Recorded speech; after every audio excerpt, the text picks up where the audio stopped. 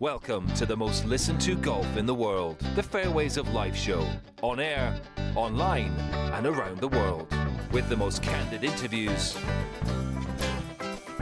unforgettable stories, taking you beyond the ropes. Here's your host, New York Times best-selling author, Matt Adams. All right, we welcome you into the Fairways of Life show. We are in some familiar and comfortable confines, broadcasting from MacMunn's Pub in Ballybunion, Ireland. I'm just a few days away from making my way over to Scotland, to Royal Troon for the Open. Cannot wait for everything that lies in store there. And remember, we will be live all of next week broadcasting from the Open inside of the Media Center. Can't wait for it. So huge news came out over the last 24 hours. We didn't have time to react to you guys with it because we had our special guest, Tom Watson, on the show yesterday. And Tom was great, and we appreciate all the comments that you guys have made, and thank you for those, whether it was Tom Kite. I said Tom Watson. Tom Kite was on the show yesterday, and it was awesome. He really did a very, very good job. The amount of time that he gave us. In fact, we did a piece with him, just as an aside here, that didn't make air, where he brought us through we got done, and I was like, Tom, show me what's important. And Tom Kite takes us through his trophy case, and it's unbelievable. At some point, I definitely want to show you guys that, but the big news in the last 24 hours, of course, was that Keegan Bradley was named the United States Ryder Cup Captain. And we want to go through that, and we want to start to break that down for you. I will tell you that in the media room at the Scottish Open, as that's the time zone that we're in, and just a couple hours away as the crow flies, Rory McIlroy is set to address the media, and we're going to have that for you as well today, featured in today's show. So we have a lot to get into, jump in with you guys. Definitely want to hear from you. So if you're with us on our Fairways of Life YouTube page, particularly where it is live, jump on and give us your comments. I'm going to be going through stuff, but I'd like to hear from you guys as well. I'm sure Dom's got a question of the day that is queued up. Is it too early to ask you about that, Dom, or do you kind of decide that as we get started here? No, it's not too early. I've written it. I just hit start. So you can vote now, and my question of the day is quite simple. Was Keegan Bradley the right choice for US Ryder Cup Captain? Yes or no? Was Keegan Bradley the right choice? I'm going to write that down here so I know what you said. Right choice. What did you give him? Just a yes or no? Yeah, just a, well, why? Should there be a third option? I don't know. Maybe like who? If not, who else? One of those would be interesting. But anyway, so they can weigh in on that. Be sure to hit the like button for us as well as you're watching the show today, and please make sure that you are subscribed, because I should have mentioned this to Andrew before we went on the air. I've decided to give away a QI10 driver to one of you, and so if you are a subscriber to our YouTube channel and you follow our social channels, that's Instagram, X, then you're in the running. And we've already given away we gave away a Ford set of irons, the Wilson irons. We gave away an AI Smoke driver by Callaway. And if you go onto our YouTube page, you can see who we gave it to, because we featured the response that we got from people, which was absolutely awesome. Okay, let's dive into this. Keegan Bradley, 6-time winner on the PGA Tour. He won the 2011 PGA Championship as well. He's currently 19th in the official World Golf Rankings. He's 37th in FedEx Cup points.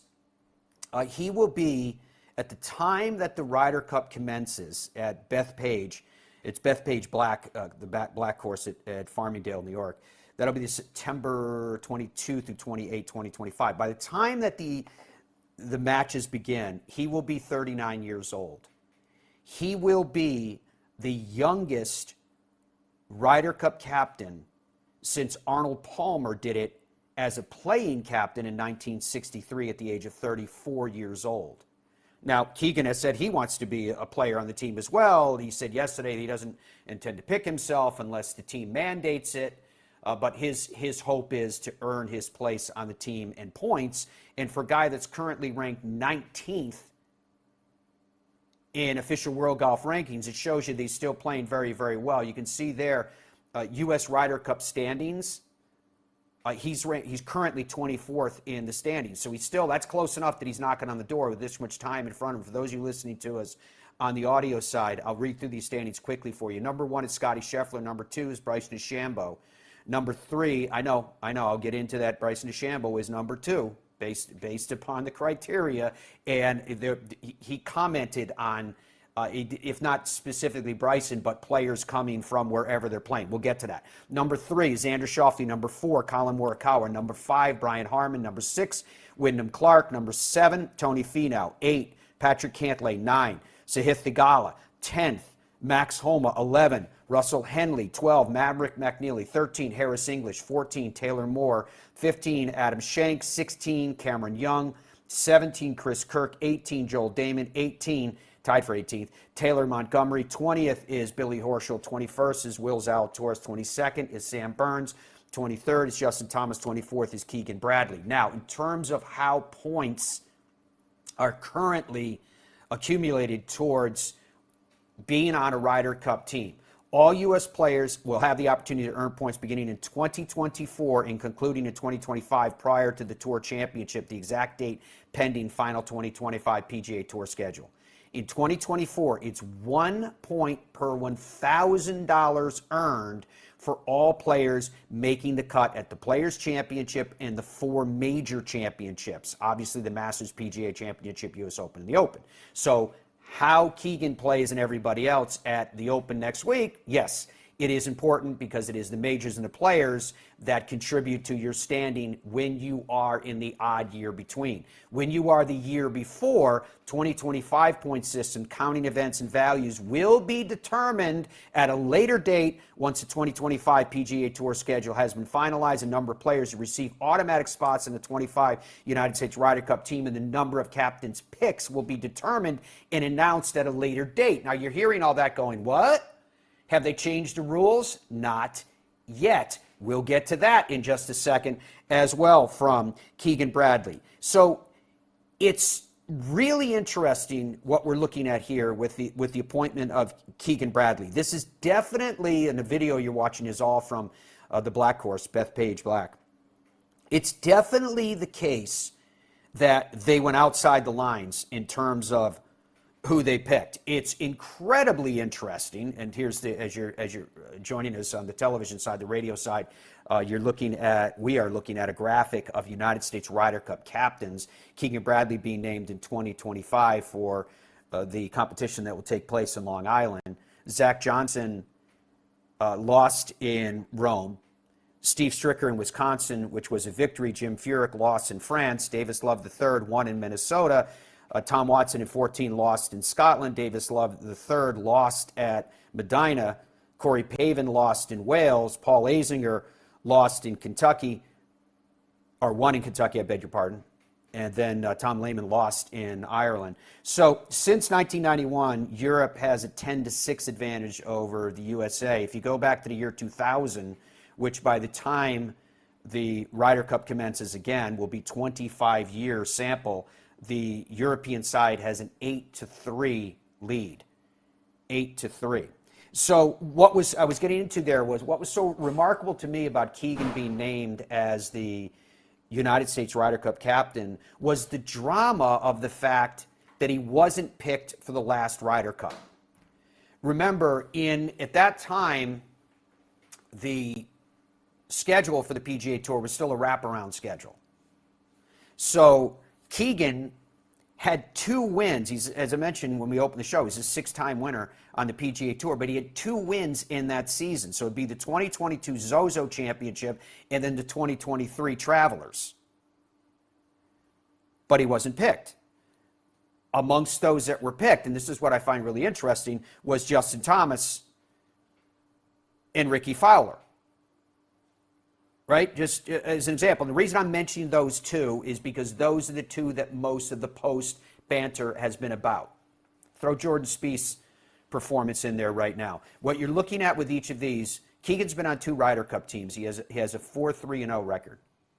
Jordan Spieth's been on 5 Ryder Cup teams. He has an 8, 9, and 5 record. I know that surprises a lot of people because they just automatically assume that Jordan Spieth has a winning record. Well, he was 0-2-2 in Rome. He didn't play well in Rome.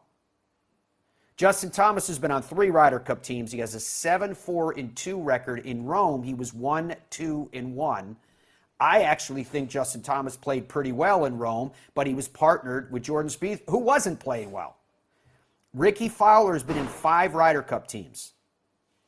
He has a 3, 9, and 5 record. He was 0-2-0 in Rome.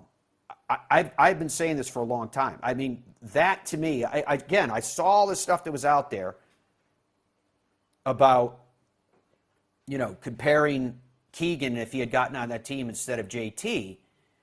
And I'm looking at it going, how is this conversation not totally focused on Ricky Fowler? Right? Ricky Fowler has an awful Ryder Cup record. 0-2-0 in Rome. So, it's ifs and buts and wishes and maybes, but when you look at the form that Keegan had coming in, and everybody says, oh no, this wasn't an old boys club. That's not what this was about. This was about the captain making the best decision for his team. And yet, in light of that, here we had Keegan Bradley yesterday saying, well, we're going to take a look at the automatics, because right now it's 6 automatically qualify and there's 6 captain's picks. It sounds like he's going to make that a lower number. In other words, 9, say, automatically qualify, or whatever he decides to do. So, for so many reasons, this was shocking news. And as we found out yesterday, for Keegan Bradley himself, the news was no less shocking for him. Here he is at his press conference. I didn't have one conversation with anybody about this until I was told I was the captain. I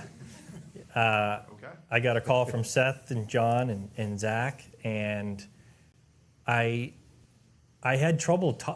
When they called me, I felt funny after the call because I don't think I reacted in the way that they were expecting me to. I was in complete shock, and it was heavy. Like I said earlier, I was a little bit uncomfortable with some of the guys of my idols that were looked over for this position, and I needed a second to figure that out. And it was, again, I don't think I'll ever have a bigger surprise in my life, but something Seth said to me was, your number was called. It's time for you to step up. And when he told me that, it sort of hit me, that this is a heavy job, and this is a group of people that trusted me in this, and it's time to step up to the plate and be the captain of this team. So I had just finished 3 weeks on the road. I drove home from Hartford with a 3 and a 6-year-old, 3-hour drive. So we were back home. We finally got them down to bed, and I sat in my chair, and I finally had some time to relax. I had 3 weeks off. And the phone rang, and it was Seth Waugh, and I answered it. And he had some pretty incredible news that I had no clue was coming. And Zach Johnson is the one who told me that I was going to be the Ryder Cup captain in 2025. And I think it just speaks to what kind of man and person Zach Johnson is. I have just such respect for him. He was one of my idols that I looked up to when I first came out on the tour. And I feel terrible for what he's had to go through, and I'm so honored that he was the one who called me. And I'm going to represent this decision to the best of my abilities, and I'm really excited. Well, I'm incredibly humbled and honored to be the Ryder Cup captain for Team USA.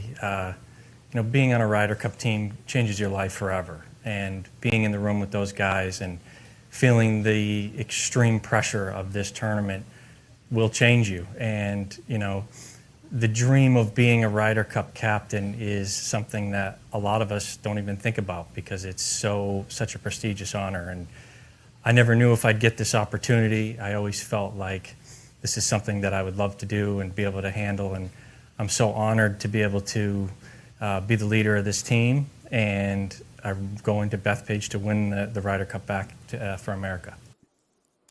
Okay, so that was Keegan Bradley with his initial comments about how he found out and that he was completely shocked with the news. interesting initial comments where he was like, yeah, when they first told me, maybe I didn't react the way I should have or the way they expected me to because of people that were overlooked. I would love at some point with him to find out who he's talking about. So-called people that were overlooked that he thinks are deserving of, was it Stuart Sink? Because I saw comments from Stuart yesterday saying he was disappointed that he wasn't named the captain, but he wishes, obviously, Keegan the best, blah, blah, blah. So I'm a little curious about that. However, he then obviously was addressing Zach and the criticism that Zach Johnson's gotten about his picks and the way that he administered the team. We have since found out, since the Ryder Cup, that there was this flu bug that was running through the team. There was this, although the official, I don't know, call it the establishment of golf, has tried to downplay it, but we understand that there was a philosophical divide in that locker room with primarily people saying it was generated from, the Patrick Cantlay side about compensation, etc. Again, we didn't know a great deal about it except for what Xander Schauffele's father had to say. And people can look at that and go, well, he wasn't really speaking for us. He was expressing his own opinion. That's not what it sounded like when he was talking. It sure sounded like he was talking for more than just expressing his individual opinion. Take it as you will. That's something that, one thing that we've seen in the whole kind of fray that surrounds the game at its top professional level is that we have realized that the game has tried so hard at every level to control the image of the sport at its highest competitive levels, the players at the highest competitive levels, and that everything is sunshine and rainbows. And we found out that that isn't the case. That the game of golf at every level is subject to human frailties and agendas. That's now being discussed openly, and it's interesting because players are also far more willing to take open shots at each other than they used to. If all of a sudden you find out that it's pretty clear one player really didn't like another, and that had been something that had been simmering for a long time, where before that was never discussed. Because amongst other things, if you criticize another player publicly, you'd get fined for it. So it's fascinating from that standpoint, the times that we live in.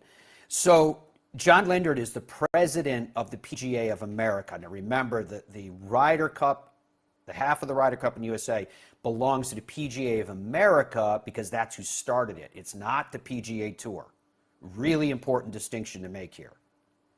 If the PGA Tour ends up doing a deal with LIV and with the DP World Tour, formerly known as the European Tour, that half of the Ryder Cup belongs to the DP World Tour. So it's quite possible that the PGA Tour could end up controlling half of the Ryder Cup, but from the European side. Complicated. So John Lindert, the president of the PGA of America, was asked and outlined how and why it was Keegan. Had a couple of phone calls and talked about a variety of different attributes that we would want in our next captain. And as you start to check off the boxes and you have a PGA champion, you have somebody who went to school here, is familiar with the New York base, the fan base, is very familiar with Bethpage Black, is the son of a PGA member. There are a lot of boxes that Keegan checked off, and his enthusiasm for the Ryder Cup stood out above everything else, and we just felt like that was the aha moment. When Keegan's name was mentioned, it was all hands went up, and we were 100% behind it. No, I don't think that, we didn't really discuss that kind of procedure and whether we wanted to move away from a captain having a vice captain's position prior. We were really trying to find the best person to lead Team USA to a victory. And it very simply came down to one person, and that was Keegan. Keegan, as I said, checked a lot of the boxes, and his passion for the game, his passion for the Ryder Cup is evident, and just him being from around this area and how the people around here, all the text messages that we've received about Keegan has been absolutely outstanding. Then the amount of support that he's received from the community and from New York City is fabulous, and I think that all went into the decision, and we picked the best person that we knew to pick and put everything else aside. We knew we wanted to announce a Ryder Cup captain before the 1 year to go event. And we just wanted to get together. With the Ryder Cup committee, you have to balance the schedules of the players and of the PGA of America representatives to try to get on a call together to try to discuss it. So the first opportunity that we had to organize a call, we did. And we had a nice conversation about potential captains. And without any really timeline set, we came to a pretty quick decision. And this came about very rapidly to get this done in 2 weeks. There was no lobbying. When Keegan's name was mentioned, it was a slam dunk. We had a list, and we're kind of bouncing through the list, and we were all looking down the list, and Keegan's name kind of jumped out, and it was, as soon as it was mentioned, Keegan Bradley, it was, yeah, absolutely, 100%. It was about 2.5 weeks ago. We didn't sit on it very long after we made the decision. We decided that we needed to let Keegan know, and so we got on a call with Keegan that Sunday. The conversation, I believe, was on a Wednesday. All right, John Linder, the president of the PGA of America, explaining how and why they came about the decision of picking Keegan Bradley, and it sounds like the decision came about pretty quickly. They're saying it came about pretty quickly because Tiger Woods, who everyone expected to be named the captain of the United States Ryder Cup team, said no, that he wasn't going to take the post. He did release a statement that John actually read in his addressing to the media yesterday. Tiger said, quoting, "With my new responsibility to the tour and time commitments involved, I felt I would not be able to commit the time to Team USA and the players required as a captain. It doesn't mean that I wouldn't want to captain a team in the future if and when I feel it is the right time. I will put my hat in the ring for the committee to decide." Okay, that from Tiger Woods. You did hear me mention, and I am going to check with Dom before we go to break here on how the voting is going and the question of the day of whether Keegan was the right choice, plus any other comments you guys have. I mentioned at the start of the show that Keegan was asked about players on his team. And are we past the point where a player has to be loyal to the PGA Tour, or are we talking about the best American players regardless? Here is the way that Keegan Bradley, the captain, responded. So I think the biggest thing is that week all coming together as a team. It's very difficult.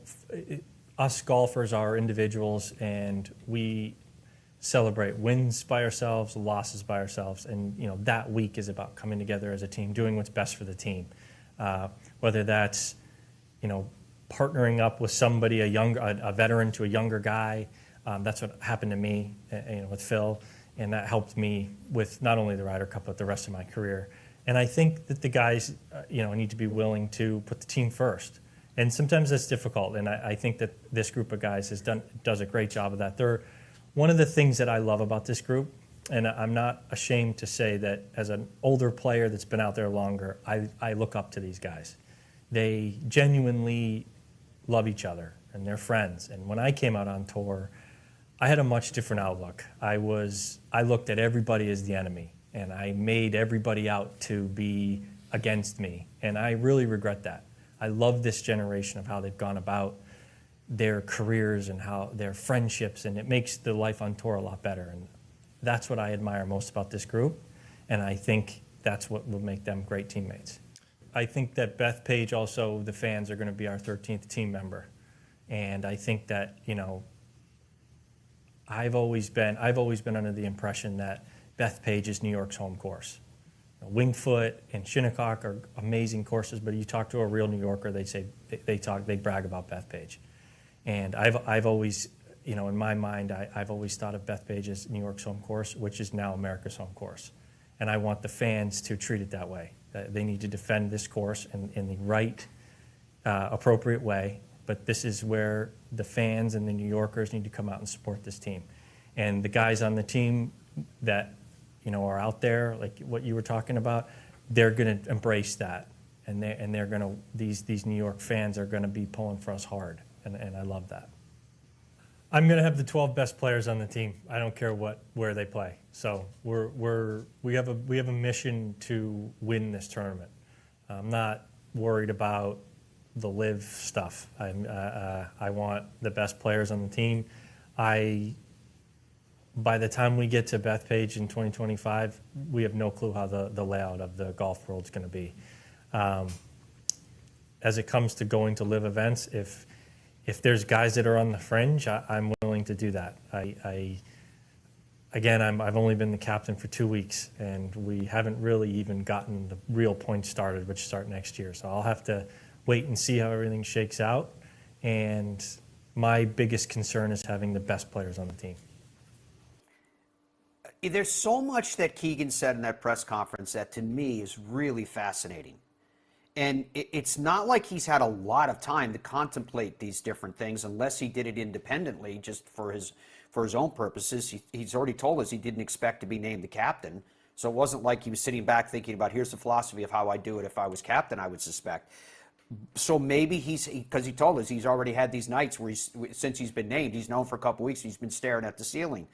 But, at the start of that soundbite we just played for you, he said, he was talking about players, and they have to be willing, quote, have to be willing to put the team first, close quote. I'm wondering to myself, who is he talking about there? Isn't that fascinating? Right? When all of a sudden you think about the American Ryder Cup teams and you go, who could he be thinking about? That's a player that, again, I'm interpreting, that apparently came in and wasn't of the makeup or mindset or perspective to ensure that the team came first. Really interesting, isn't it? Different subject. The reason I played that for you is what he said there at the end, because I promised you I would get to it, where he said, no, this is about making sure that we have the best players on the U.S. team. That's what it's about. Fascinating all the way around. I mean, again, think about it. He just became the Ryder Cup captain. Heretofore, the impression that I had anyways, maybe you had the same one, curious, was that the Ryder Cup captain was not going to unilaterally, at least at the start of his captaincy, decide, no, I'm going to change. Because everything was about, they kept using that word, the ecosystem, golf's ecosystem. Kind of drove me crazy, to tell you the truth. Golf's ecosystem, which told me was, this is the way that we do it. These are the boundaries and walls that we have installed, and we're not moving them for a variety of purposes, political or otherwise, business or otherwise. And here you got the brand new captain of the United States Ryder Cup team. I'm wondering if he's causing anybody any discomfort when he was like, no, I don't care where they're coming from. Doesn't matter to me. I want the 12 best players. It's fascinating. Think about it. Okay, Dom, let's check in with you. What are we hearing from the people? How's your vote? Question of the day. Should Keegan Bradley be the captain of the United States Ryder Cup team? And what kind of comments are coming in? Obviously, there's plenty coming in. The question of the day is, was Keegan Bradley the right choice, yes or no? 48% yes, 44% no. Pretty split. Obviously, there's 8%. I wrote, if not who. Most of the people wrote in Tiger. They wanted Tiger. But as you mentioned, Tiger just explicitly turned it down. So that was never going to happen. Some of the stuff coming in, because we got a lot more to go through, I'll just read 2 or 3 or 4 here, quickly scrolling through. Has Keegan ever been a vice captain? No, he has not. He's never been in anything. He's just now a captain suddenly. Not sure if Bethpage is the best venue. Why didn't they play at Marion? Interesting. That is something that we can talk about as we get much closer. This is a conversation for next year, but Bethpage is notoriously, as Andrew's going to be rolling video here, narrow. And historically, Matt, the Europeans are a little better in narrow conditions than the U.S. players, who tend to be the more bomb and gouge type. Although these days, maybe everyone's bomb and gouge. I don't know. Let's see a couple more here before they also can choose how they set up a golf course. So I think it's a brilliant venue. I think it's perfect. It's a big, broad shoulders, tough, brawny golf course. John says, great outside-the-box thinking by the PGA of America. Nailed it, Wayne says. Keegan is a legit potential player on the team. He could be a of playing captain, as we went over the standings earlier, which seemingly support that. It seems like, this is the last one I'll read, Matt. Maybe you want to react to this one. It seems like the Keegan pick was maybe a knee-jerk reaction like, oh, blankety blank. We need someone fast right now. After Tiger said no. I don't know the answer to that, whether it was a knee-jerk reaction because they clearly had choices and they had some good choices. You would think that, for example, Stuart Sink, as I mentioned, who was quoted yesterday on Golf Channel as saying that he was disappointed that he didn't get picked, but he wishes Keegan the best. I think what was happening was that the first thing that took place was that the United States side, and we've mentioned this on this show many times, that Davis Love III told me that it's Team USA, and it's an umbrella Team USA, which covers President's Cup and Ryder Cup. And there was this impression that there was a brain trust and there was an ascendancy within the same that modeled the way that they did it on the European side, which had the Seve Cup, and then you're an assistant, then you're a captain, then you're an assistant, then a captain on the Ryder Cup, so you get to know the system, you get to know how it all works. And in this case, they clearly abandoned that mentality of there being a so-called system. So the questions to me that are pertinent are why. It always comes down to why, right? So the pattern that we had seen was to go back to, say, a Steve Stricker. Did he say no? Was a phone call made? Was he asked? Had they considered maybe another shot for Jim Furyk? And these guys have gone through, and especially if you've been a captain that has lost, I could see where you would go, oh, no way, I'm done with it. I don't want the criticism, blah, blah, blah. Did they offer Zach Johnson another shot at it to redeem himself? Remember, that's what Davis Love III got. So I do have in my mind, I have the why. What happened to the hierarchy and structure that they had in place? Why not Stuart Sink? I'm not criticizing the pick of Keegan Bradley. I like it. But I am asking the question, why not? So something happened that made them decide that we need to break the pattern that we have put together. And it isn't that deep a pattern. Remember, it all came about after 2014 when Team USA got crushed at Glen Eagles. And so I think that when that happens, and there's been, a lot of embarrassment in the way everything went, they were looking at it go, well, what can we do that's kind of out of the box here? Who can we pick? First of all, it was Phil Mickelson was the guy that was going to be the captain in New York, right? And it seemed perfect. Remember, everybody loves Phil in New York. That's what they say. Then it was going to be, okay, Phil's out of the picture now. Okay. Tiger Woods was going to be the guy.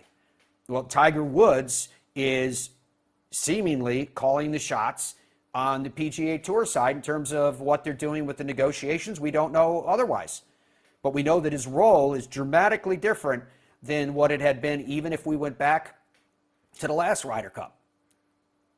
Okay? So now they're in a position where they were going, and John Lindert, the president of the PGA of America, explained this. They were looking for someone that had a tie to New York. Well, as you guys probably know, there's not a huge number of PGA Tour professionals that are out of New York or out of the Northeast. Cam Young is too young. But here you have Keegan Bradley. He went to college at St. John's. So he's got that kind of New York City connection to him, right? That New York connection. He's a New England guy, so he's got that Northeast connection. So from that standpoint, he ticked the box, right? We know that he has great enthusiasm for this Ryder Cup. We know that already. He's told us that. He was asked if he thought that, the Netflix show, Full Swing, and him having the camera on him when he got the phone call and the disappointment that he expressed and all the rest, if he thought that had any influence in him being named as captain, and he was like, no, I don't know. In my way of thinking, I think it had some influence, right?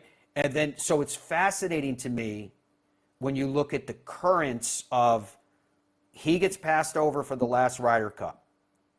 And depending on who you want to point the finger at and say, well, he got passed over for him, right? And Andrew, you can put that graphic back up that you had with the Ryder Cup records of the guys. You could look at that and go, well, he got passed over for him. Pick who? Who are you going to talk about? They all had losing records. It was a terrible performance. Again, you know my position on it. I like Ricky as a person, but as a Ryder Cup teammate, I just don't think he's effective. Everyone tells us how great he is in the locker room. Okay, then make him a vice captain. He's there to put his arm around the guys, but 3-9-5 and 0-2-0 in the very last Ryder Cup, it's terrible. I don't know how else to phrase it. So that's fascinating to me. That Keegan Bradley, a guy who had won twice, he was 11th in the points, was overlooked for this idea of harmony of guys playing with, remember, what, Don, was it Lanny Watkins that said to us, you know, when back in my day, he kind of went on a little bit of a get off my lawn tirade with us, where he was like, back in my day, you made the team and you played whoever you were told to play with. You may have suggested, hey, I'd like to play with this guy, that guy, and you probably got it, but you didn't always. But what he was trying to say was, this isn't about getting over there with the good old boys network with your best buddies, right? We've now seen emphatically, and the record shows too, since 2000 they're 8-3, that's not always a method that works. You know, picking the guys that everybody loves is not a method that works.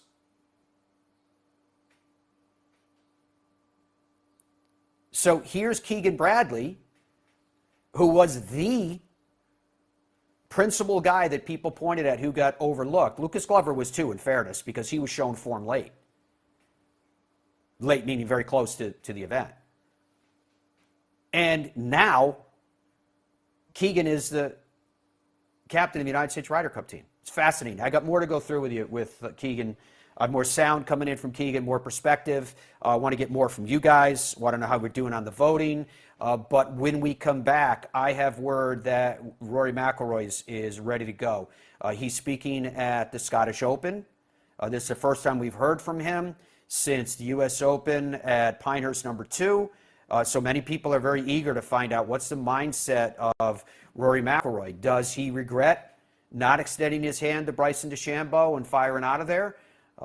What's his mindset? Does he still have this mindset that he got when he put that statement out and said he wasn't going to play in the Travelers Championship?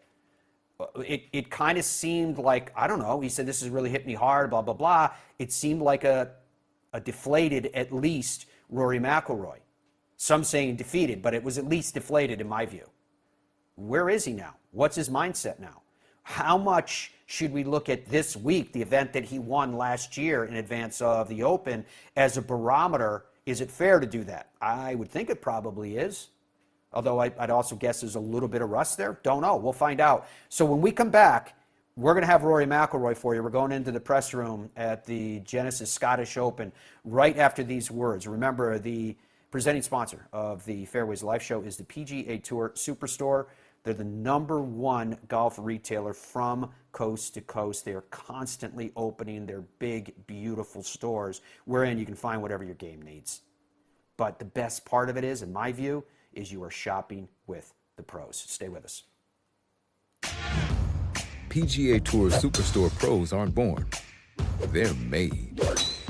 Every January, hundreds of associates talk to the top manufacturers, learn about the latest clubs, test the newest equipment, log thousands of hours of training, and together hit over 100,000 balls, all so they can get you the perfect fit.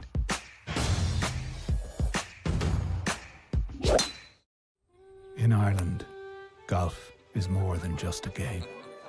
Come and experience our world-famous links courses and our world-famous Parkland courses, all set alongside world-famous scenery.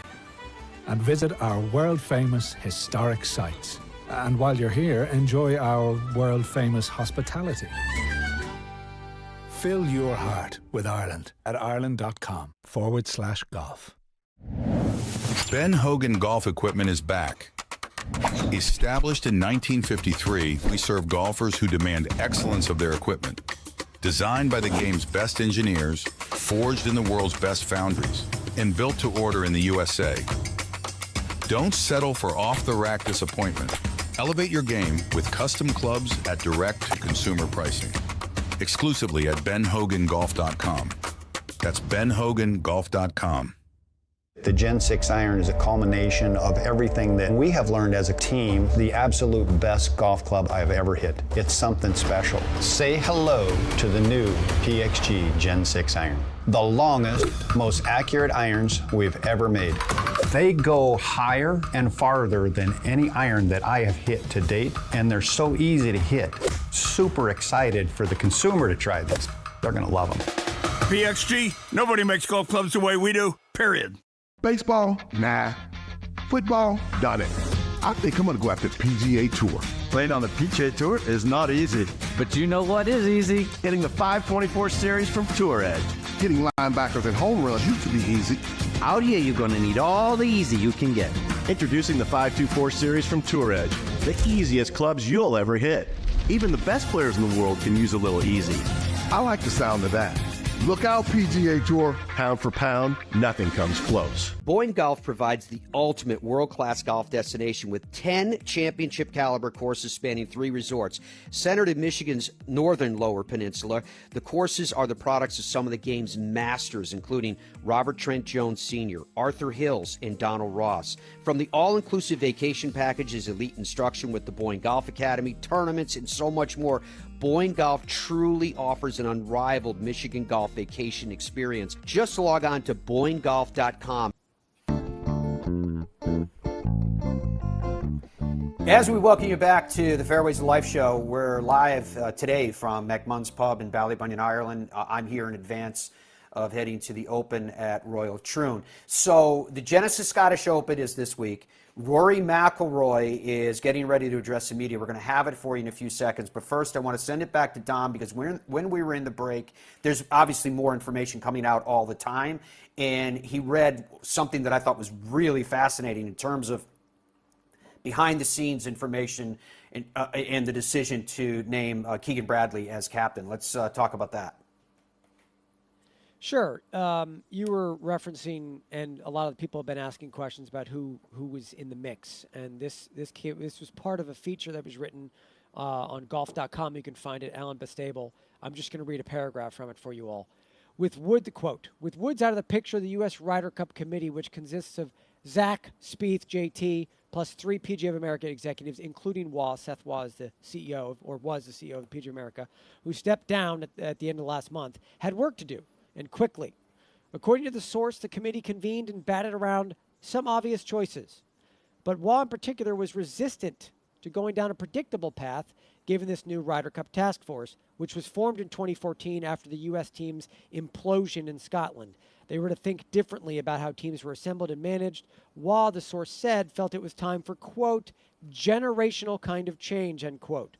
The CEO compiled a list of potential captains that included the likes of former Ryder Cuppers and vice captains Fred Couples, Matt Kuchar, Stuart Sink, but also current tour players like Webb Simpson, Ricky Fowler, and even Kevin Kisner, who has never played in a Ryder Cup, but likely would have been a popular team room guy. But, according to the source, it was another name on the list that Waugh felt most bullish about, who immediately grabbed the committee's attention, Keegan Bradley's. Quote, everyone paused for 10 seconds and kind of said, oh crap, I probably never would have thought of him, but what an amazing choice, end quote, the source said. So that's just a little bit of maybe some insight into what it was like in that boardroom in the last 3 weeks when they were trying to figure this out, Matt. Absolutely fascinating. And it's really interesting to me for a couple of reasons, because before we went on the air today, Dom was asking me about, you were asking me how I thought it came down, and the comment that I made to you was, I think that this decision was principally made in its early stages by executives at the PGA of America. And I felt that way based upon the comments that John Lindert made yesterday and how they were looking for someone that fit a certain criteria. And that criteria included a connection somehow to New York. I'm not putting too much weight on that, but that was a major part of it, as well as other points. The thing that I find fascinating about that is when they had this inside quotes that said, "Oh, I never would have thought him, but that's a perfect choice," which again just caused me to shake my head. It doesn't matter now because he's the Ryder Cup captain, but why?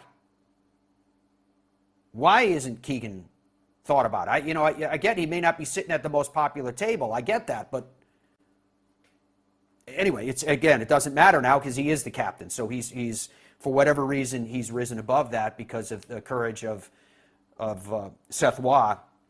Say he wanted to do something very different. Okay, so I'm rushing here a little bit, as you can tell, because I want to take you into the press room with Rory McIlroy at the Genesis Scottish Open. First time we've heard from Rory since his collapse at the US Open at Pinehurst. Let's find out what his mindset is. I think the way I've described Pinehurst on Sunday was like it was a great day until it wasn't. I did things on that Sunday that I haven't been able to do in the last couple of years. Took control of the golf tournament, held putts when I needed to, well, mostly when I needed to, made birdies, really got myself in there. And then, obviously, unfortunately, to miss those last two putts, or the putt on 16 and obviously the putt on 18. It was a tough day. It was a tough few days after that, obviously. But I think as you get further away from it happening, you start to see the positives. You start to see all the good things that you did throughout the week. And there's learnings in there too, right? I can vividly remember starting to feel a little uncomfortable waiting for my second putt on 16, and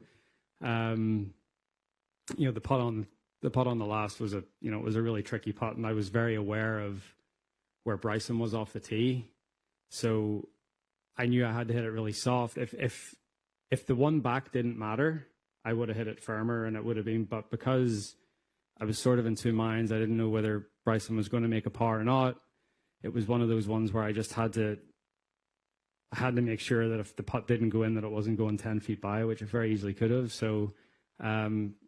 Thinking back, I was probably maybe a little too aware of where Bryson was and what he was doing, but I think it was the nature of the golf course and how the golf course flowed, and how, after the 14th tee, you're sort of looking at 13 green, and then I had to wait on my tee shot on 15 before he hit, to let him hit his second shot into 14, and there was just the way the course flowed. It just made me very aware of what he was doing at the same time. So it sort of got me out of my own little world a little bit. But no, I mean, I look back on that day, just like I look back on some of my toughest moments in my career, and I'll learn a lot from it.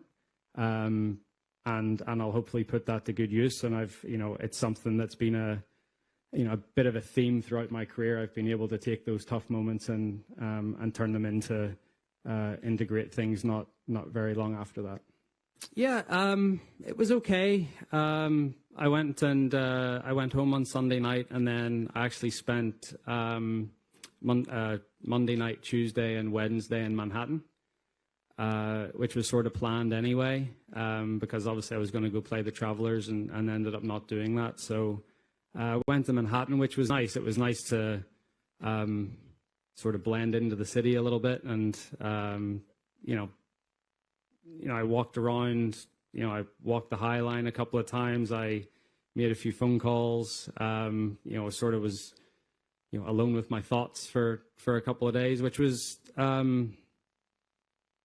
good. I had some good chats with people close to me, and I as you start to think about not just Sunday at Pinehurst, but the whole way throughout the week, there was a couple of things that I noticed that I wanted to try to work on over the last few weeks coming into here, and obviously next week at Troon. So they were hard, but at the same time, like as each day went by, it became easier to focus on the positives and then to think about the future instead of what had just happened. Yeah, I mean, look, I still think about the short missed putt that I missed at Cron-sur-Sierre in 2008 in a playoff. So, like, you think about all of them. And I was probably more devastated after that because it was my rookie year on tour. I hadn't won yet. So, I mean, I remember feeling like really bad after that for like, you know, a good week. I didn't, you know, yeah, I stewed on what happened at Pinehurst for a couple of days, but then, yeah, thankfully I can go home and look at what I've achieved in the game and sort of feel okay about myself. So, yeah, look, it was a great opportunity. It passed me by, but hopefully when I get that next opportunity, it won't pass me by. Yeah, I just left at the wrong side of the hole, and it, you know, it got above the hole. That, you know, where the hole was cut was on top of a little slope, and it had got pretty dry and crusty around the hole, and the chip shot just, you know, ran out a little bit and got past the hole. So it was you know, I hit that putt very, very easy, and it, you know, obviously just missed on the low side, and it still went a good, you know, 3 or 4 feet by. So I was probably playing it, I don't know, probably two and a half cups left, you know, with a, whatever it was, 3.5 foot putt. So there was a lot of swing to it, especially with how easy I was hitting it. And, you know, as I said, if it was match play and the next one coming back didn't matter, I would have approached the putt differently. But because of, you know, knowing that Bryson had hit it left off the tee, you know, I just sort of wanted to make sure that, you know, if there was still a chance of a playoff, that I was at least going to be that. So, do you have any regrets about the way you left after the round rather than staying and speaking to anyone? Absolutely not. No. There's nothing that I could have said that was not that, I mean, it would have been good because you guys would have been able to write something about it or had a few quotes from me, but no offense, you guys were the least of my worries at that point. All right, Rory McIlroy addressing the media at the Genesis Scottish Open. That last point he made, which I could see that the question was softly asked to him, like, do you have any regrets that you didn't stay and shake hands with Bryson DeChambeau? And he said no, he didn't have any regrets. I still wonder about that. I think that was a great opportunity for Rory, and it was an opportunity to show that even though we had his personal disappointment, kind of in a Nicholas Palmer sort of way, even Bryson at the very major championship prior, who had that good sportsmanship to say job well done. So I wonder if that's still a wound that hasn't fully healed. I also like that he noted that he's turned the corner and now he's focusing on the positives of the week.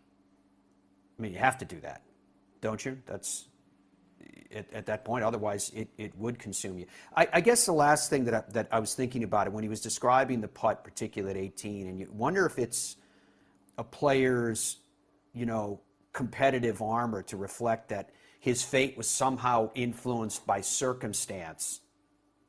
He knew where Bryson was. He knew he had to keep this putt close. It was going to be very fast downhill. Knew it had a lot of movement to it. Had to make sure it didn't get too far away so he couldn't make the next one because there might be a playoff that he has to get into. And so is it part of that competitive armor where you look at that and go, no, my fate was very much influenced by circumstance instead of being influenced by saying, no, it was a personal failing. I had a really bad putt. Never heard that. Right? And I'm not criticizing it. I'm just saying, is that part of one's competitive armor? Because if you look at that putt and you break it down the way it has been broke down frame by frame from the side, and he himself has told us that one of his old nemesis is coming up on the putt, so he basically hits the top 20% of the ball. It's almost like he's souling the putt. It's not that dramatic, right? And which generally causes, in his case, the ball to go right. But that wasn't what I heard. I heard him saying, no, it was a really tricky putt. Circumstance was involved in it. I was trying to hit it very softly, et cetera, which a lot of times when you do that, the blade's open a little bit. Interesting. Would like to know what you guys think about that. We'll be back with more of the Fairways of Life show. And a couple more pieces for Keegan Bradley to play for you as we approach the top of the hour. And I want to hear just a couple more times about what you guys are thinking as we end this show on Wednesday. This will be the last time that we're together until the next time we're together at the Open at Royal Troon. Can't wait for that, too. Back with more right after this. I got ball fit in 2000, went on a little run.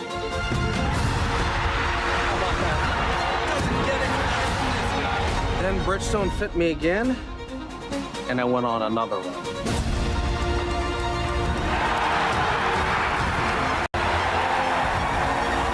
I just got fit again for the new Tour BX. The ball fitting's been helping me. Will it help you? Boyne Golf provides the ultimate world-class golf destination with 10 championship-caliber courses spanning 3 resorts. Centered in Michigan's northern Lower Peninsula, the courses are the products of some of the game's masters, including Robert Trent Jones Sr., Arthur Hills, and Donald Ross. From the all-inclusive vacation packages, elite instruction with the Boyne Golf Academy, tournaments, and so much more, Boyne Golf truly offers an unrivaled Michigan golf vacation experience. Just log on to BoyneGolf.com. I think when you're training for other sports, or why most people go to the gym is so that they can have muscles and be strong and be healthy. And a lot of the reason why they struggle to play golf is their body doesn't move properly for them to be able to hit a golf ball. And when you're training for golf, it's a little bit different because you're focused more on flexibility and mobility and being strong in motion. When you're able to kind of have a warm up and have a workout routine and kind of gradually build up to where you're training your body to move properly, yeah, you're going to get a lot of big dividends on the golf course.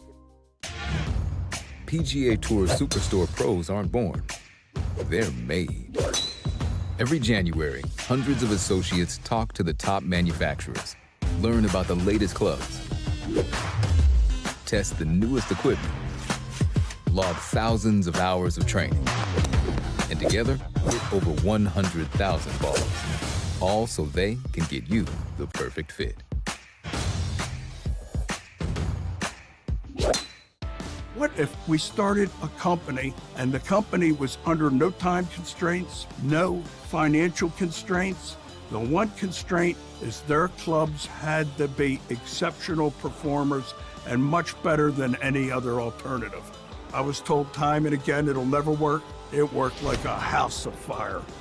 And I'll tell you what, I think our customers love it. BXG, nobody makes golf clubs the way we do, period. Stride by Zero Friction, the first of its kind personal caddy. Walk in comfort and style with Stride's remote and follow me technology. The Stride handles almost any terrain, and its 54-hole range will last all day. The lightweight design and removable front wheels makes it simple to handle. Plus, it easily fits golf carts. Pick up your Stride today at a local PGA Tour Superstore near you or at zerofriction.com/Stride. Stride, your personal caddy. All right, welcome back to the Fairways of Life show. We're live from Ballybunion, Ireland today here at McMunn's Pub. I'm on my way to the Open at Royal Troon. Can't wait to get there. We'll get to play a couple of rounds. Here you have been. Yeah, you did that great piece with Greg in the kitchen. Was that was last week's national show, wasn't it? That's some good food there, Matt. That's some super duper good food at McMunn's.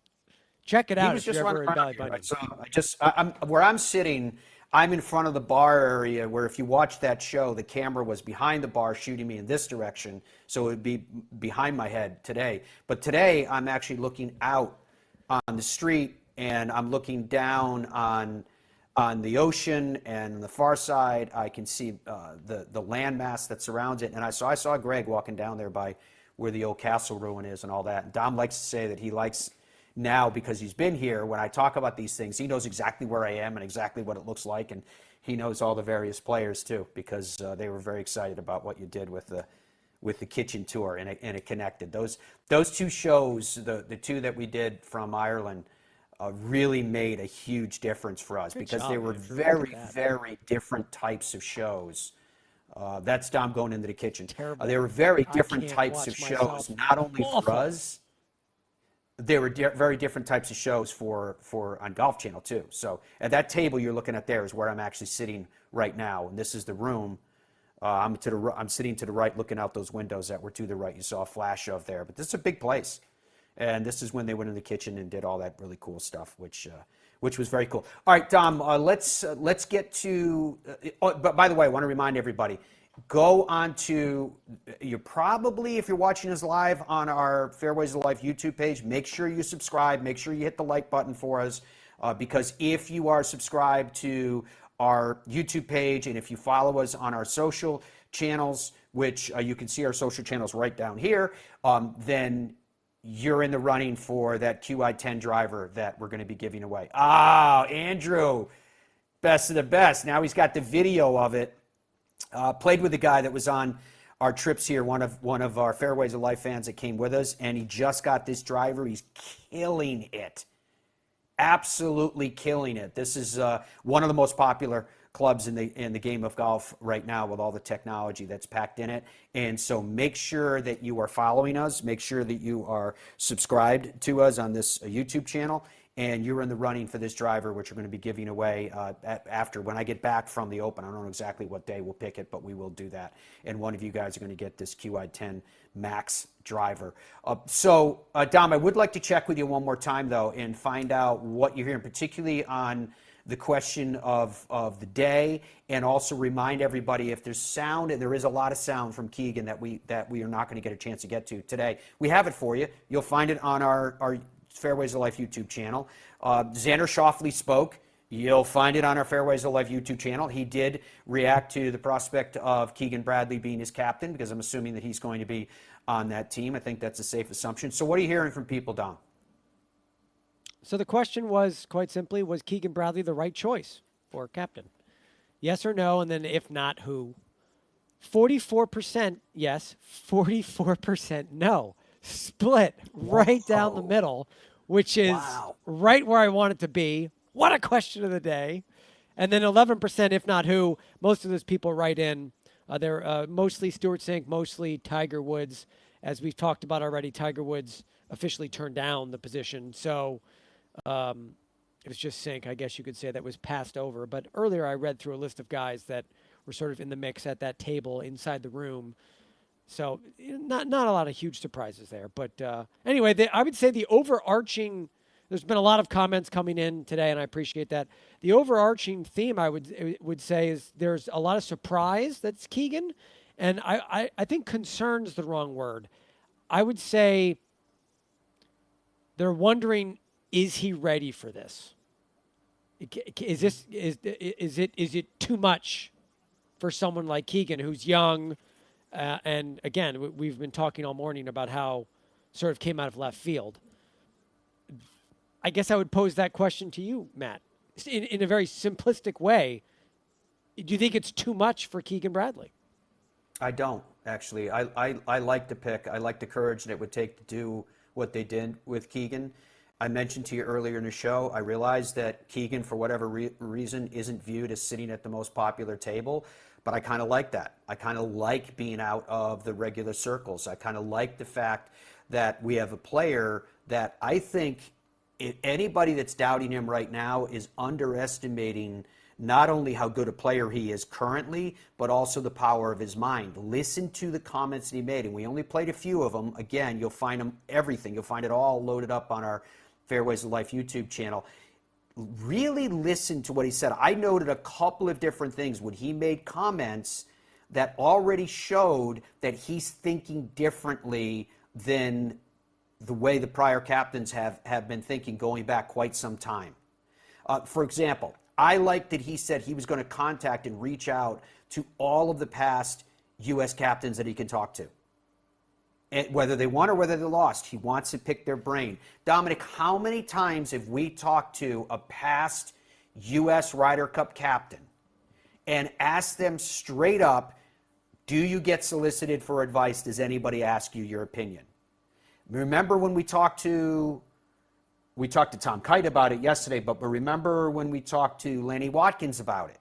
And he was talking about how they were all in Rome. We saw him there, and how they were sitting in some kind of an adjacent room and the players weren't coming in. Talk to them, pick their brain, get their ideas. I think that is a huge waste. A huge waste. I saw a quote yesterday that went something that akin to, I'm not going to try to quote it directly because I can't remember it directly, but it was something akin to, he who ignores the past foregoes the future. And here you had an opportunity to, talk to these great champions who, by and large, have won many, many more collective tour wins. Now, granted, you're looking from the end of a collective group's career back at another group, but nonetheless, they had massive number of tour wins. Many of them have multiple major championships. Many of them have played on multiple Ryder Cup teams with very successful records. And is there not something that you could find of value in saying, hey, what did you do in this situation, or what are your thoughts, or what was a time when you were really under the gun, and how did it turn out and why?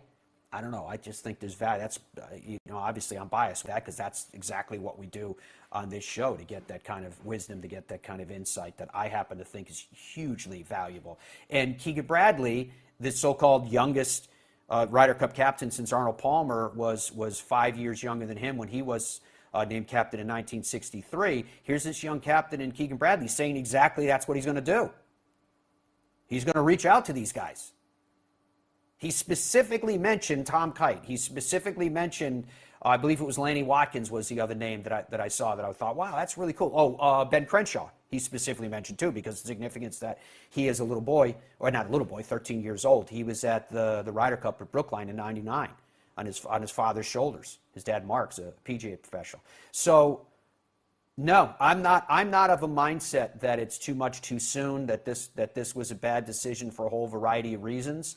I really like the fact that Keegan, because of the strength of his character, I don't think it's some mandate to the post. I think it's him, that he's saying, I'm going to approach this differently. I'm going to think outside the box, in a number of different things he's talking about. He already mentioned that he thinks he may have more automatic qualifications.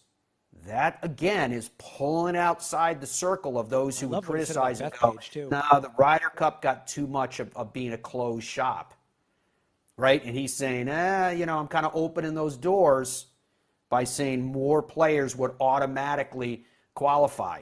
So say he goes to 9. If it was a picture today, you'd have Tony Finau, Cantlay at 8, and Sahith Theegala at 7, 8, and 9. Right? That would leave you Max Homa, Russell Henley, and Maverick McNeely as the next 3 if he went straight down the line. Remember, he was 11th when he got overlooked at the last one. It's fascinating stuff. Dom, did you have something else you wanted to add? I heard you say something. No, I was just saying. I was just saying that I thought the stuff he said about Bethpage specifically was the coolest thing I heard him say, and all the stuff that we've played and all the stuff I've watched, when he specifically, essentially called out the New York fans, saying, "Listen, if you ask a real New Yorker, they're going to say that Bethpage is the New York course. And now it's America's course." And I think I'm paraphrasing, but I believe he said, I expect our fans to treat it as America's golf course and to protect it. So he's already in his first press conference 2 weeks after getting named. One of his focus points and focal points is, this is America's course and we're going to defend it. And he's not talking to the players. He's talking directly to the fans immediately, and the New York fans. So I think that's really cool, and that gets you jacked up. He's already called the fans the 13th player on the team, which is a really cool perspective too. So, yeah, I'm pretty excited to see what lies in store, because after what we've seen the last few years, where people are like, anyone that would be against this decision has a horrible decision. It's like, okay, what have we been doing that's been so successful up to this point? Why not? Right? All right, I got to run. Next time I talk to you guys collectively, individually, we will be at Royal Troon for the Open. Cannot wait. We'll be broadcasting Monday from 8 a.m. Eastern Time, bringing you all the sights and sounds of everything that's going on in the final major of the year on the men's side of the game. There is majors underway this week. Right before I say goodbye here, I'm going to go through some air times with you just so that you get them. Let's first of all start with that major championship. Evian in France is where it will be taking place. Air times on Golf Channel Thursday and Friday. We have it for you from 6 a.m. until 10:30 a.m. Saturday and Sunday from 4 a.m. until 10 a.m. Major championship this week going on the women's side of the game. The Genesis Scottish Open is a co-sanctioned event. Our coverage on Golf Channel, 10:30 a.m. You can see now how it weaves together where we left off with the Avion. From 10:30 a.m. until 2 p.m. Saturday and Sunday from 10 a.m. to 12 on Golf Channel, and then from noon to 3 p.m. on CBS. PGA Tour Live is on ESPN Plus Thursday and Saturday from 2 a.m. The significance of that is, think about the television time I just gave you. 10:30 a.m. If you have PGA Tour Live, you can start watching from 2 a.m. if you're so inclined. 2 a.m. Thursday through Saturday. On Sunday at 4:15 a.m. is when the coverage will begin, all the way up until 3 p.m. The PGA Tour Radio, which you can get if you subscribe to SiriusXM in North America, or on the PGA Tour app and PGAtour.com. The latter two work all over the world. I'll be listening this week on the same. Thursday and Friday from 8 a.m. These times are Eastern. Saturday and Sunday from 10 a.m. Eastern time. The other event on the PGA Tour, Thursday and Friday, you can see it on Golf Channel. 4:30 is the airtime. That, again, these are Eastern time, p.m., and then Saturday and Sunday from 4 p.m. Thanks so much for your company today, folks. Thank you. There's Liv's Andalusia. Forgot that I had that time as well. Saturday and Sunday from 6:30 a.m., Sunday from 6:30 a.m. First on the CW app, and the latter on CW from the information that Andrew was able to get today. Really appreciate you guys being with us. Very much looking forward to your company as we head over to Scotland for the Open at Royal Troon. Bye for now.